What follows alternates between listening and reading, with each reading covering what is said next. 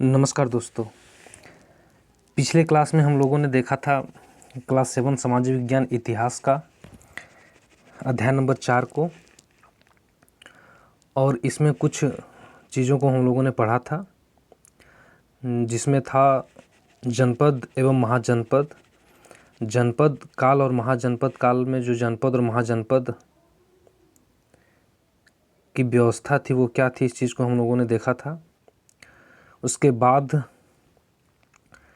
जनपद और महाजनपद काल की जो लोकतांत्रिक परंपराएं थी, यानी कि वहाँ की जो शासन व्यवस्था कहिए कि शासन व्यवस्था कैसी थी, इस चीज़ को हम लोगों ने देखा था। फिर वहाँ का जो महाजनपद काल का जो 16 महाजनपद थे, 16, उसको एक मैप के माध्यम से हम लोगों ने देख लिया था।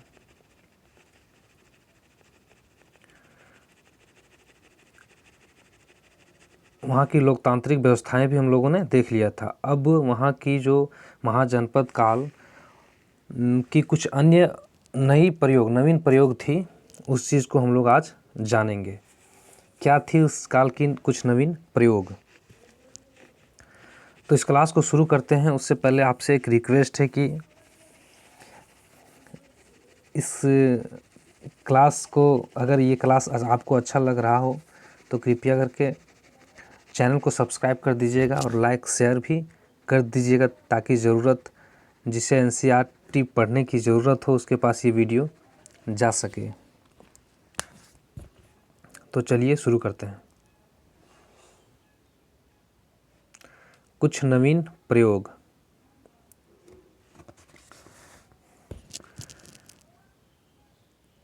जनपदों तथा महाजनपदों का यह युग गंभीर परिवर्तनों का काल था, जो वर्तमान समय तक भारतीय सभ्यता को प्रभावित करता रहा। कक्षा 6 के भारत की सांस्कृतिक जड़ें नामक अध्याय में हमने देखा, इस काल में उत्तर वैदिक, बौद्ध, जैन इत्यादि अनेक नवीन विचारधाराओं का उदय हुआ तथा उनसे संबंधित अनेक ग्रंथों की रचना भी हुई। इन विचारों को विद्वानों, भिक्षुओं, भिक्षुणियों के द्वारा संपूर्ण भारतवर्ष में यात्रा करते हुए अथवा तीर्थ यात्राओं के माध्यम से जन जन तक पहुंचाया गया। इस समय भारतीय कला का भी नवीनीकरण हुआ, जो आगे चलकर साम्राज्य काल में पुष्पित पल्लवित हुआ। ये कह रहा है कि जनपद और महाजनपद का जो युग था वो पूरे इतिहास में अगर देखा जाए तो ये सबसे गंभीर परिवर्तन का काल था। यानी कि पूरा इतिहास में जो महाजनपद का ये काल था, ये एक परिवर्तन का दौर था, गंभीर परिवर्तन का दौर था पूरे इतिहास में अगर देखा जाए तो। और ये ऐसा परिवर्तन का दौर था कि जो उस समय परिवर्तन हुआ और उस समय जो महाजनपद या जनपद का जो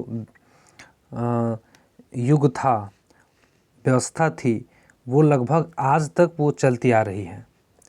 यानी कि आज के जो सभ्यता, जो वर्तमान सभ्यता है, उसको भी जनपद और महाजनपद काल की जो सभ्यता थी प्रभावित करती आ रही है। और कह रहा है कि कक्षा 6 में हम लोगों ने एक अध्याय पढ़ा था, भारत की सांस्कृतिक जड़ें। उस अध्याय में देखा था कि उत्तर वैदिक और बौद्ध और जैन इत्यादि जो अनेक बहुत सारी विचारधाराएं जो थी, उनसे जुड़ी बहुत सारे ग्रंथों की रचना हुई थी। बौद्ध धर्म की ग्रंथ, जैन धर्म के ग्रंथ, वैदिक काल की ग्रंथ, ये सारी ग्रंथों की इसी दौर में रचना हुई थी, जो हमने पिछले क्लासों में पढ़ा है, 6ठी क्लास के भारत की सांस्कृतिक जड़ों में। और इनके रचना के बाद जो इनके विचारों से जुड़े विद्वान थे, भिक्षु थे, भिक्षुनियाँ थे, वो पूरे भारत में इन यात्रा करके या तो तीर्थ यात्रा करके पूरे भारत में जन जन तक विचारों को पहुंचाया। किन विचारों को? बौद्ध धर्म, जैन धर्म और उत्तर वैदिक काल ग्रंथों में जो भी विचारधाराएं थी विद्वानों की, उस चीज़ को पूरे भारत में पहुंचाया। और इसी काल में भारत जो है सो कला का नवीनीकरण हुआ, जो आगे चलकर साम्राज्य काल में पुष्पित पल्लवित हुआ। और इसी काल में जो है सो भारत का कला जो है सो बना, विकसित हुआ या नवीनीकरण हुआ। और यही जो कला है वो आगे चलकर जब साम्राज्यवाद साम्राज्यवाद जब का विकास हुआ तो वो इसी कला के आधार पर हुआ।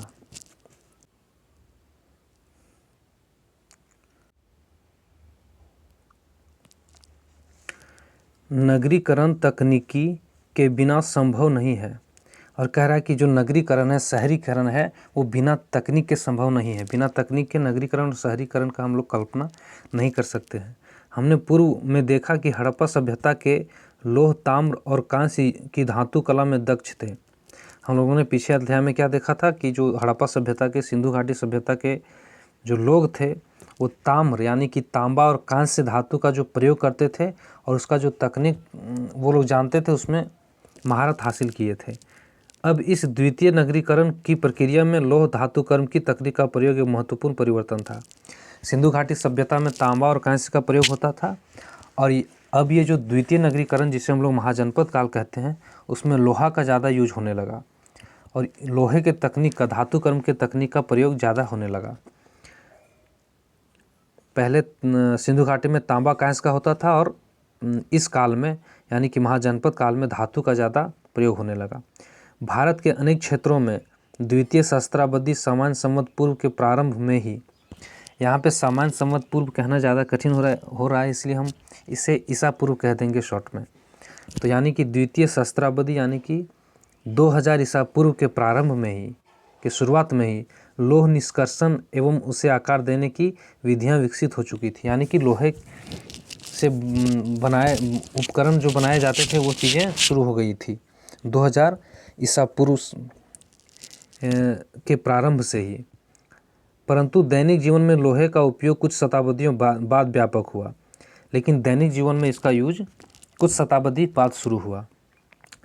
द्वितीय सहस्त्राब्दी सामान्य संवत पूर्व यानी कि 2000 ईसा पूर्व के अंत तक लोहे के उपकरण कृषि में प्रयुक्त होने लगे, जिससे कृषि का विस्तार हुआ। साथ ही लोहे के बने हथियार जैसे तलवार, भाले, तीर, ढाल इत्यादि कांस्य की तुलना में अधिक हल्के, तीव्र और प्रभावशाली सिद्ध हुए। इस काल में युद्धों के भी कुछ प्रमाण मिलते हैं जो संभवतः विभिन्न महाजनपदों के मध्य होंगे, यद्यपि उनकी बारंबारता या भीषणता स्पष्ट नहीं है।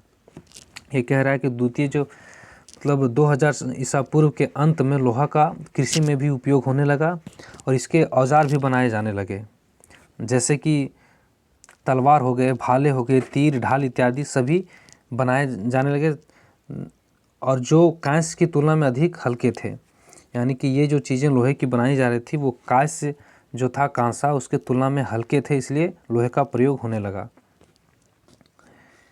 इस काल में युद्धों के कुछ प्रमाण मिलते हैं और इस काल में युद्ध का कुछ प्रमाण मिलता है जो संभवतः विभिन्न महाजनपदों के मध्य हुए होंगे, यद्यपि उनकी बारंबारता या भीषणता स्पष्ट नहीं है। इस काल में युद्ध के प्रमाण मिलते हैं जो एक दूसरे महाजनपदों के बीच हुआ होगा, लेकिन इसका जो भीषणता है, इसका जो बारंबारता है, यानी कि इसका जो अधिकता है युद्ध का और कितना भीषण युद्ध हुआ होगा, इसका कोई स्पष्ट जानकारी नहीं है। इन युद्धों और कभी कभी होने वाले गठबंधनों के कारण नए राज्य और साम्राज्य अस्तित्व में आए, जिनकी चर्चा हम करेंगे। और इन युद्धों के परिणाम स्वरूप बहुत सारे राज्य जो हैं सो अस्तित्व में आया। इस चीज़ की हम लोग चर्चा आगे करेंगे।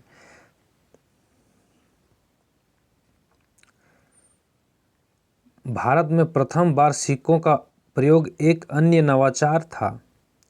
व्यापार के विस्तार ने मुद्रा सिक्का की आवश्यकता को जन्म दिया। शीघ्र ही ये सिक्के भारत के विभिन्न भागों, यहाँ तक कि विदेशों में भी विनिमय हेतु प्रयुक्त होने लगे। और इस काल में पहली बार सिक्कों का प्रयोग हुआ। क्यों? क्योंकि यहाँ पे जब व्यापार का प्रचलन हुआ, व्यापार शुरू हो गया, तो जाहिर सी बात है कि सिक्कों की ज़रूरत पड़ने लगी। किस लिए? विनिमय के लिए, चीज़ों का विनिमय या आदान प्रदान करने के लिए इन सिक्कों की ज़रूरत पड़ने लगी। और शीघ्र ही ये सिक्के भारत के विभिन्न भागों, यहाँ तक कि विदेशों में भी विनिमय हेतु प्रयुक्त होने लगे। और ये सिक्के जो है बहुत जल्दी पूरे भारत में और यहाँ तक कि विदेशों में भी इसका प्रयोग होने लगा। किस लिए? एक्सचेंज यानी कि विनिमय के लिए, आदान प्रदान के लिए, वस्तुओं के आदान प्रदान के लिए। भारत के प्रारंभिक सिक्के चांदी के बने होते थे, जो एक नरम धातु है।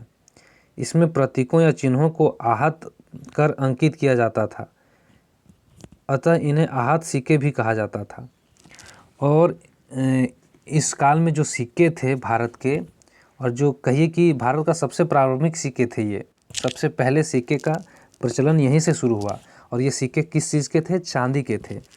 और चांदी में आहत करके, यानी कि चांदी को पीट कर, यानी कि आहत करके उसमें कुछ चिन्ह अंकित किए जाते थे और इसीलिए इसको आहत सिक्के कहते थे। कालांतर में तांबा, सोना तथा अन्य धातुओं के भी सिक्के बनने लगे और समय गुजरते गए और समय के बाद कालांतर में तांबा भी और सोना भी तथा अन्य धातुओं के भी सिक्के बनने लगे थे। सामान्यतः प्रत्येक महाजनपद अपनी स्वतंत्र मुद्रा जारी करता था, परंतु व्यापार में समीपवर्ती राज्यों की मुद्राएं भी प्रचलित थी तथा परस्पर विनिमय में प्रयुक्त होती थी। जैसा कि आज भी होता है कि अलग अलग राज्य के अलग अलग सिक्के यानी कि करेंसी होते हैं, उसी प्रकार से उस काल में भी हर महाजनपद अपना अपना जो होता था स्वतंत्र रूप से मुद्रा जारी करता था, यानी कि उसमें मुद्रा में सिक्के ही थे जारी करता था और उस विशेष या उस महाजनपद के अगल बगल भी जो समीपवर्ती राज्य थे वो भी अपने मुद्राएं जो है सो प्रचलित जारी करते थे और जो प्रचलित थी और ये आपस में जो है सो विनिमय के लिए उपयोग करते थे। एक तरह से कहिए तो सिक्कों का प्रचलन यानी कि मुद्रा का प्रचलन सबसे पहले महाजनपद काल से ही हुआ, ऐसा हम लोग कह सकते हैं। अब हम लोग देखते हैं वर्ण जाति व्यवस्था। वर्ण जाति व्यवस्था क्या थी उस समय, इस चीज़ को देखते हैं। हमने पहले देखा कि कैसे सभ्यता के उदय के साथ साथ मानव समाज और अधिक जटिल होता गया। जब कभी भी ऐसा होता है, समाज स्वयं को विभिन्न समूहों में संगठित कर लेता है, जैसे वर्ग, व्यवसाय या अन्य किसी आधार पर। उदाहरण के लिए शासन, प्रशासन, धर्म, शिक्षा, व्यापार, नगर नियोजन, कृषि, शिल्प, कला इत्यादि से संबंधित अनेक प्रकार के कार्य के लिए अलग अलग समूह हो सकते हैं। वर्ण व्यवस्था कैसे शुरू हुआ, इस चीज़ को यहाँ पे बताया गया है। इसमें कहा कि पहले हम लोगों ने देखा था कि सभ्यता जैसे उदय होती है, मानव का जो समाज है वो और अधिक जटिल और कठिन हो जाता है। जब कभी ऐसा होता है और जब समाज जटिल और कठिन हो जाता है, समाज जो है वो अपने आप को बहुत सारे समूहों में बांट लेता है या संगठित कर लेता है अलग अलग समूहों में। जैसे वर्ग, अलग अलग वर्ग में अलग अलग व्यवसाय के आधार पर या अन्य किसी आधार पर अलग अलग संगठन बना लेते हैं या संगठित हो जाते हैं, समूह बना लेते हैं। उदाहरण के लिए अगर देखा जाए तो शासन, प्रशासन, धर्म, शिक्षा, व्यापार, नगर नियोजन, कृषि, शिल्प, कला इत्यादि से संबंधित अनेक प्रकार के कार्य के लिए अलग अलग समूह हो सकते हैं। यानी कि जितने भी कार्य इसमें बताया गया है, जैसे कि शासन प्रशासन का अलग समूह हो सकता है, धर्म का अलग समूह हो सकता है, शिक्षा से जुड़े जो लोग हैं वो अलग समूह बनाते हैं, व्यापार के लोग अलग समूह, नगर नियोजन, कृषि, शिल्प, कला इत्यादि से संबंधित जितने भी प्रकार के कार्य होते हैं, इसके लिए वो उससे जुड़े लोग एक अलग समूह बना लेते हैं। इस चीज़ को यहाँ पे बताया गया है और इसी आधार पर लोग संगठित होते हैं। एक आदर्श समाज में ये सभी समूह एक दूसरे के पूरक होते हैं तथा समरसता से कार्य करते हैं, परंतु अधिकांशतः ये विभाजन असमानताओं को भी जन्म देते हैं। जैसे कुछ समूह दूसरों की तुलना में अधिक संपत्ति, शक्ति या प्रभाव प्राप्त कर लेते हैं। दूसरे शब्दों में कहें तो समानता एक ऐसा आदर्श है जिसकी प्रायः मानव ने कल्पना की है, परंतु शायद ही कोई समाज इसे पूरी तरह प्राप्त कर सका है। और इसमें कह रहा है कि एक आदर्श समाज, एक मॉडल जो सोसाइटी होता है वो ऐसा होता है जो एक दूसरे संगठन या समूह होते हैं एक दूसरे के पूरक होते हैं, तो उसे हम लोग आदर्श समाज कह सकते हैं। और एक दूसरे के पूरक होने के बाद आपसी मेल जोल, आपसी समरसता के साथ कार्य करते हैं, तो उस समाज को हम लोग आदर्श समाज कह सकते हैं। यानी कि एक समूह दूसरे समूह का पूरक होता है और आपस में मेल जोल, तालमेल, समरसता के साथ कार्य करता है, तो उस समाज को हम लोग आदर्श समाज कहते हैं। लेकिन अधिकांशतः देखा जाता है कि ये जो विभाजन है असमानताओं को भी जन्म देता है। लेकिन जो अलग अलग समाज या कार्य के आधार पर जो हमने देखा कि कृषि, शिक्षा, कार्य के आधार पर जो अलग समूह बनते हैं, तो अधिकांश रूप से अगर देखा जाए तो वो समूह जो है जिस प्रकार से विभाजन हो जाते हैं वो असमानता को भी जन्म देते हैं, असमानता को भी। जैसे एक समूह मान लीजिए कि दूसरे समूह की तुलना में अधिक ताकतवर या संपत्ति ग्रहण कर लिया, शक्तिशाली हो गया, प्रभाव हो गया, तो वो अपने से जो कमज़ोर या कम शक्तिशाली, कम संपत्ति वाले से अलग समझता है, तब यहाँ पे असमानता पैदा होती है। समानता एक ऐसा आदर्श है जिसकी प्रायः मानव ने कल्पना की है, परंतु शायद ही कोई समाज इसे पूरी तरह से प्राप्त कर सकता है।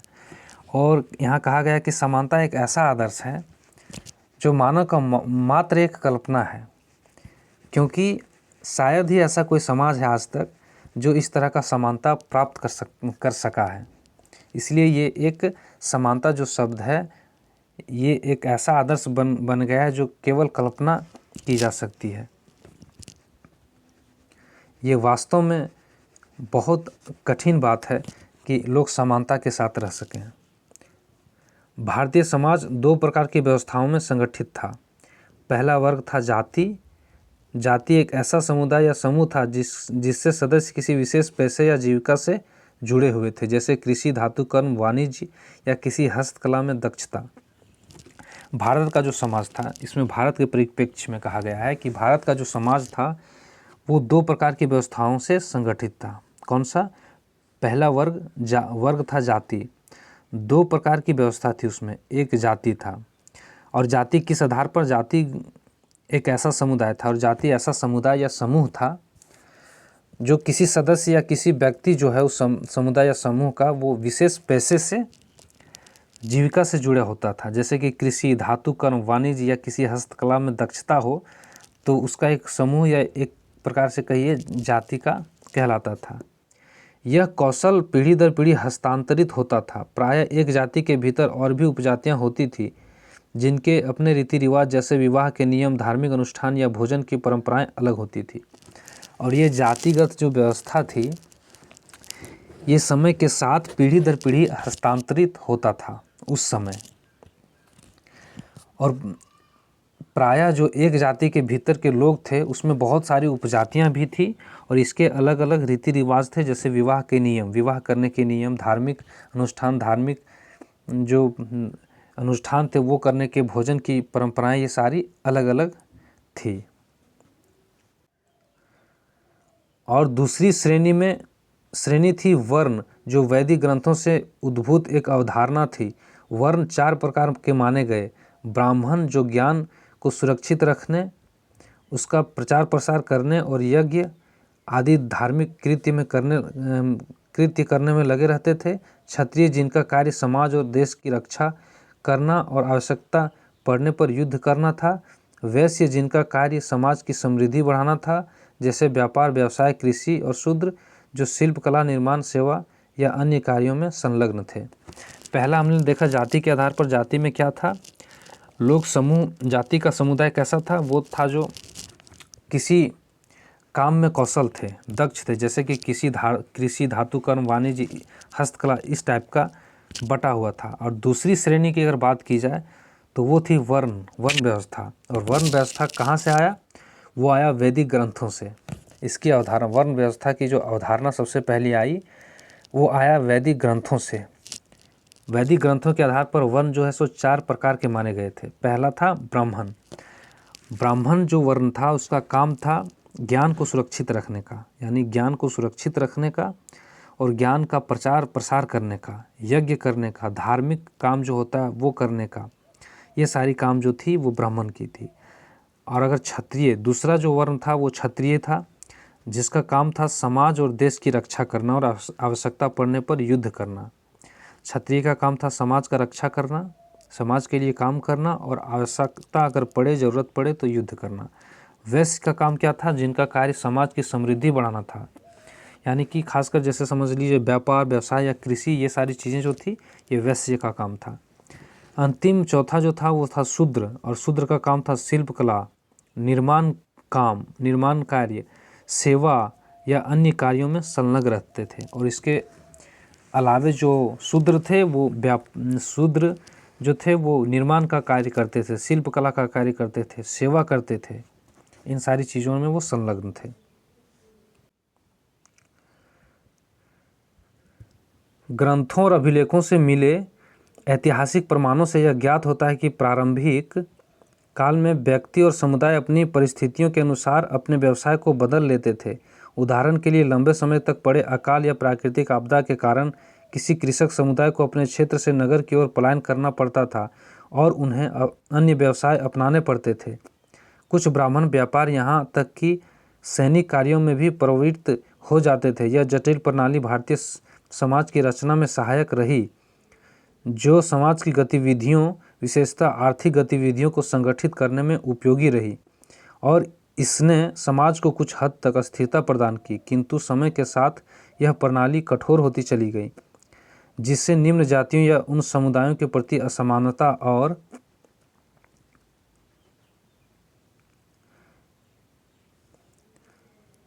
भेदभाव बढ़ा। असमानता और भेदभाव बढ़ा जो वर्ण जाति व्यवस्था से बाहर माने गए। इस प्रक्रिया का अध्ययन आगे की कक्षा में किया जाएगा। ये कह रहा है कि बहुत सारे ग्रंथों और अभिलेखों से ये ऐतिहासिक प्रमाण प्राप्त होता है और ये जानकारी मिलती है कि जब शुरुआती काल था इस दौर का, वर्ण व्यवस्था के दौर का, तो उसमें व्यक्ति जो है सो समुदाय अपनी परिस्थितियों के अनुसार बदल सकता था, यानी कि व्यवसाय को भी बदल सकता था, अपने समुदाय से के परिस्थितियों से बदल सकता था। उदाहरण के लिए अगर कोई ब्राह्मण जाति का व्यक्ति है, वो लंबे समय तक अगर उस क्षेत्र में अकाल पड़ा तो वो कृषि नहीं कर पाएगा और कृषि न कर पाने के कारण वो नगर में पलायन कर जाएगा और पलायन करने के साथ वो अपनी व्यवस्था को बदल देगा, अपने व्यवसाय को बदल देगा। और ऐसी व्यवस्था थी कि ब्राह्मण जो था वो अपने व्यवसाय को बदलकर क्षत्रिय का व्यवसाय भी कर सकता था। कुछ ब्राह्मण व्यापार यहाँ तक कि सैनिक कार्यों में भी प्रवृत्त हो जाते थे। कुछ ब्राह्मण ऐसे थे जो व्यापार भी और यहाँ तक कि सैनिक कार्यों में भी प्रवृत्त हो जाते थे उस समय जब ये वर्ण व्यवस्था की शुरुआत हुई थी। यह जटिल प्रणाली भारतीय समाज की रचना में सहायक रही और ये जो जटिल प्रणाली थी इस प्रकार की, वो भारत का जो समाज की जो रचना हुई उसमें बहुत महत्वपूर्ण या कहिए कि सहायक रहा। जो समाज की गतिविधियां विशेषतः आर्थिक गतिविधियों को संगठित करने में उपयोग रही और इसने समाज को कुछ हद तक स्थिरता प्रदान की। किंतु समय के साथ यह प्रणाली कठोर होती चली गई। कुछ समय के लिए ये तो समाज के लिए ठीक था, लेकिन कुछ समय के बाद ये जो प्रणाली है वो कठोर होती चली गई, यानी कि वर्ण व्यवस्था की जो प्रणाली थी वो कठोर होती चली गई, जिससे निम्न जाति और उन समुदायों के प्रति असमानता और भेदभाव बढ़ा। जिससे जो निम्न जाति के प्रति भेदभाव बढ़ने लगा और असमानता बढ़ने लगा। जो वर्ण जाति व्यवस्था से बाहर माने गए, इस प्रक्रिया का अध्ययन आगे की कक्षा में हम लोग करेंगे। और ये जो भेदभाव की व्यवस्था थी वो वर्ण जाति व्यवस्था से बाहर माने गए इस तरह के, यानी कि कार्य के आधार पर जो वर्ण व्यवस्था बांटा गया था, अगर एक खास वर्ण का दबदबा बढ़ा, प्रभाव बढ़ा, एक तरह से वो ज़्यादा संपत्ति अर्जित किया, ज्ञान बढ़ा, तो उससे जो निम्न कैटेगरी के यानी निम्न वर्ग के लोग थे जिसे जो आज शूद्र कहलाते हैं, क्योंकि वो उस समय निम्न थे, तो उसके प्रति भेदभाव असमानता बढ़ने लगा। जो कि हम लोगों ने आगे पढ़ा था कि कुछ समूह जो होते हैं वो दूसरों की तुलना में अधिक संपत्ति अर्जित कर लेते हैं। 4 वर्ण हो गए तो 4 वर्णों में कुछ ऐसा वर्ण थे जो अधिक संपत्ति अर्जित कर लिए, शक्ति या प्रभाव प्राप्त कर लिए और इसी के कारण असमानता बढ़ता है। ये स्वाभाविक सी बात है और इसी तरह से असमानता बढ़ी और शूद्रों को निम्न समझा जाने लगा, खास करके मतलब अपने से छोटे जातियों को निम्न समझा जाने लगा और व्यवस्था में ये जो है सो असमानता बढ़ने लगी।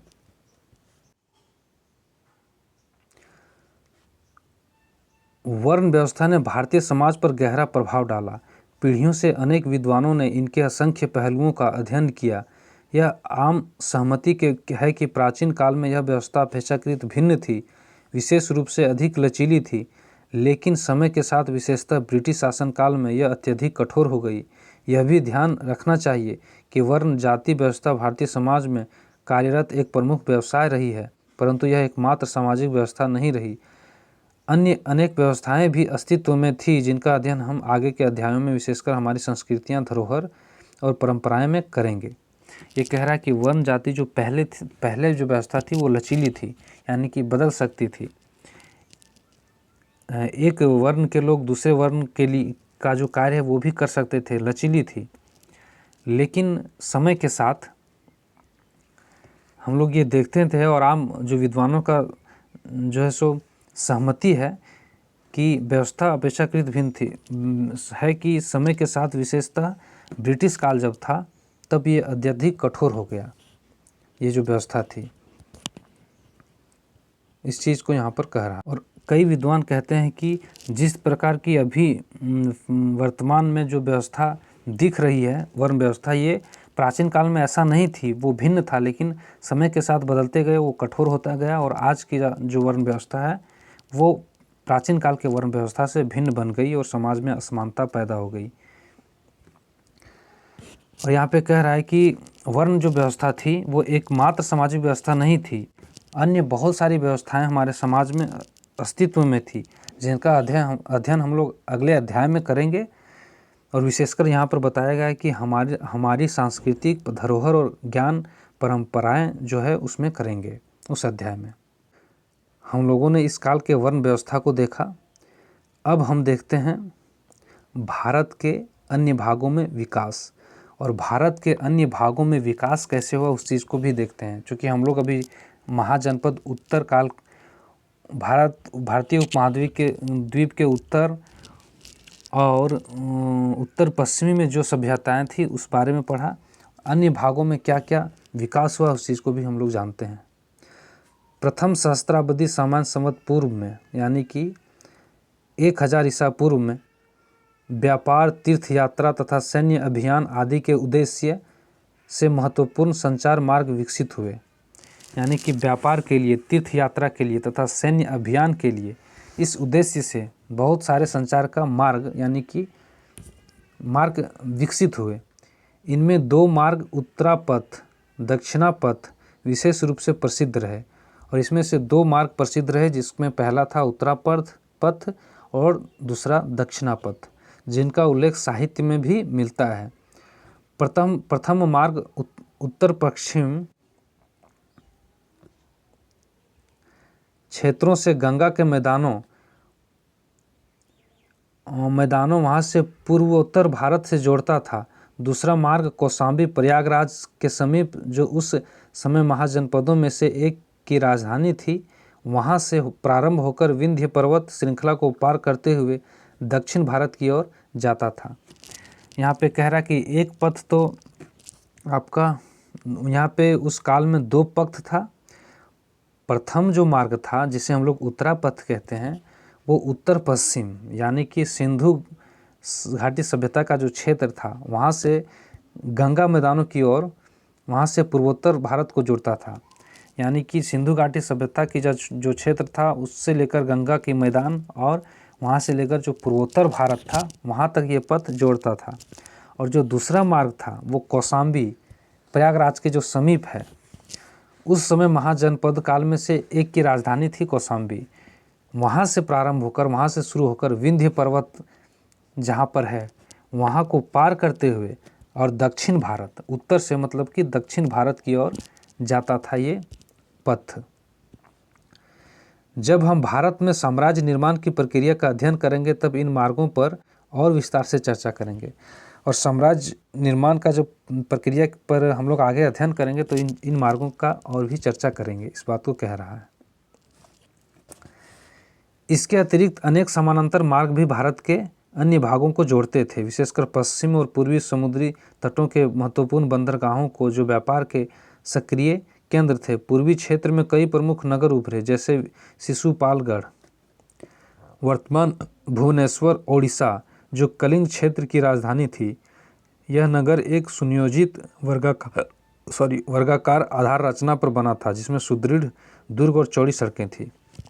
और इसके अलावे ये दोनों पथ के अलावे कई और भी पथ थे और भी मार्ग थे, विशेषकर पश्चिमी और पूर्वी तटों से के महत्वपूर्ण बंदरगाह भी थे जो व्यापार के लिए सक्रिय थे, यानी व्यापार के लिए वो बंदरगाह एक्टिव था, वहाँ पे व्यापार के लिए आयात निर्यात की कार्य होते थे। पूर्वी क्षेत्र की अगर बात की जाए तो वहाँ पे प्रमुख नगर उभरे, जिसमें से शिशुपालगढ़ था, जो वर्तमान अभी भुवनेश्वर उड़ीसा में है।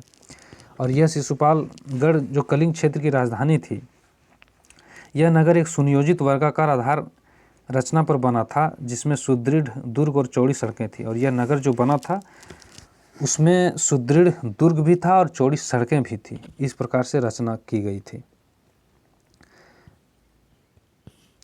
भारतीय उपमहाद्वीप के दक्षिणी क्षेत्र में नगर निर्माण की प्रक्रिया 400 सामान्य संवत पूर्व यानी कि 400 ईसा पूर्व के आसपास हुई। और भारत उपमहाद्वीप है, भारत जो है उसके दक्षिणी क्षेत्र में जब नगर का प्रारंभ हुआ, निर्माण का प्रारंभ, वो लगभग 400 ईसा पूर्व के आसपास हुई थी। यद्यपि नवीनतम पुरातात्विक उत्खननों में यह संकेत मिलते हैं कि व्यापारिक गतिविधियां इस काल के से पूर्व भी विद्यमान थी। इसी कालखंड में दक्षिण भारत में 3 प्रमुख राज्य चोल, चेर और पांड्य का उदय हुआ। यहाँ पे कहा जाता था कि इसका जो नगर का निर्माण हुआ इस क्षेत्र में, दक्षिण क्षेत्र में, वो 400 ईसा पूर्व के समय हुआ था। लेकिन यहाँ पे जो व्यापारिक गतिविधियाँ थी वो इसके पूर्व भी विद्यमान थी। और यहाँ 3 प्रमुख राज्य उभरे थे, जिसमें से चोल था, चेर था और पांड्य का उदय हुआ था। चोल साम्राज्य, चेर साम्राज्य और पांड्य, ये तीनों का राज्यों का उदय हुआ। पुरातात्विक साक्ष्यों के अतिरिक्त प्राचीनतम तमिल साहित्य में इन राज्यों तथा उनके राजाओं का उल्लेख मिलता है। यहाँ पर कह रहा है कि प्राचीन जो साहित्य थे, तमिल साहित्य, यानी कि पुरातात्विक साक्ष्य के अलावे जो प्राचीनतम तमिल का साहित्य था उसमें भी इन राजाओं का उल्लेख मिलता है। चोल, चेर और पांड्य जो राज्य थे, इनके राजाओं का उल्लेख मिलता है। दक्षिण क्षेत्र बहुमूल्य तथा अर्ध बहुमूल्य रत्नों, स्वर्ण तथा सुगंधित मसालों जैसे संसाधनों से समृद्ध थे। अतः उन्होंने न केवल संपूर्ण भारत बल्कि विशेष विदेशी राज्यों व साम्राज्यों के साथ भी लाभप्रद व्यापार किया।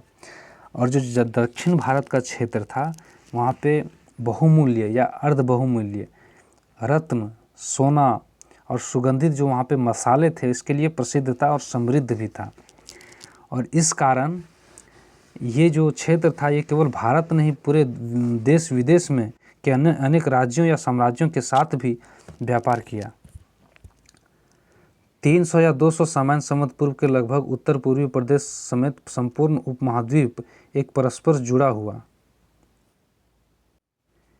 यानी कि कह रहा कि 300 या 200 सामान्य संवत पूर्व यानी कि 300-200 ईसा पूर्व के लगभग उत्तर पूर्वी प्रदेश समेत उत्तर पूर्व का जो प्रदेश था उसके समेत संपूर्ण जो भारतीय उपमहाद्वीप था एक परस्पर जुड़ा हुआ जीवंत भूभाग बन चुका था। यानी कि 300 से 200 ईसा पूर्व तक, इतिहास के शुरुआत से 300 से 200 ईसा पूर्व तक पूरा जो महाद्वीप था भारत का, उत्तर पूर्व से लेकर उत्तर पश्चिम और दक्षिण तक एक प्रकार से जुड़ गया था, एकदम जीवंत भूभाग बन चुका था जुड़ के। वस्तुएं और संस्कृति एक दूसरे से क्षेत्र में तथा कई बार भारत से बाहर मध्य एशिया एवं दक्षिण पूर्व एशिया तक भी पहुंची थी। और वस्तुएं और यहाँ की जो संस्कृति थी वो भारत के बाहर भी, विशेषकर मध्य एशिया का भाग जो था और दक्षिण पूर्व एशिया का भाग था, वहाँ तक पहुँच चुकी थी। इसी समय महाजनपदों का अस्तित्व समाप्त हो गया और इसी समय महाजनपद का जो अस्तित्व था वो समाप्त हो गया। उनके स्थान पर ऐसे नवीन परिवर्तन आए जिन्होंने भारत को पुनः आकार देना प्रारंभ किया। और इसी समय महाजनपद काल का अस्तित्व समाप्त होने लगा और ऐसा परिवर्तन आया उस काल में कि वो पूरे भारत को एक नवीन आकार देना प्रारंभ कर दिया था। तो इस कक्षा में हम लोगों ने पढ़ा कि किस तरह से उत्तर भारत में 16 महाजनपद थे और दक्षिण में चोल, चेरो और पांड्य जैसे साम्राज्य का कैसे उदय हुआ। पूर्वी क्षेत्र में भी ओडिशा में कुछ साम्राज्य थे, यानी कि पूरे भारत का जो साम्राज्य था, यानी कि कहिए कि राज्य था, किस तरह से उदय हुआ, किस तरह की वहाँ की वर्ण व्यवस्था थी, वहाँ किस तरह से लोकतांत्रिक या कहिए कि राज्य व्यवस्थाएं थी। ये सारी चीज़ों को हम लोगों ने देखा और यह भी देखा कि 300-200 ईसा पूर्व के समय ये जनपद काल धीरे धीरे अस्तित्व इसका समाप्त होने लगा और इसके साथ कुछ ऐसे नए परिवर्तन आए जो पुनः भारत को आकार देने लगे। अब इसके अंत में हम लोग आगे बढ़ने से पहले देखते हैं कुछ बिंदु को जो हम लोगों ने इस कक्षा में पढ़ा। दूसरी सहस्त्राब्दी सामान्य संवत पूर्व के अंत से उत्तर और मध्य भारत के कुछ भागों में जनपदों का उदय हुआ।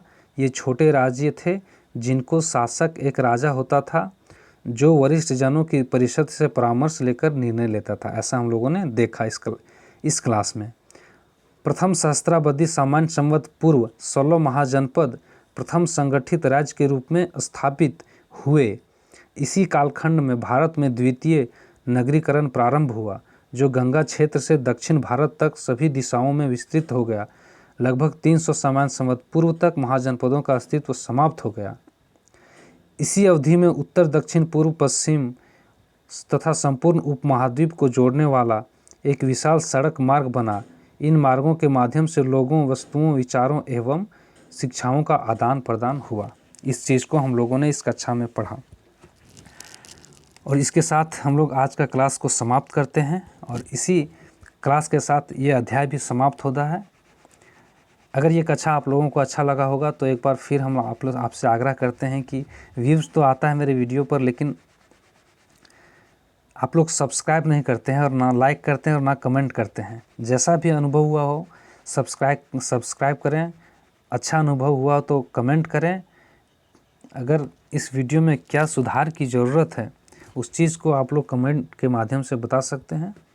इसी के साथ हम इस अध्याय को समाप्त करते हैं। धन्यवाद।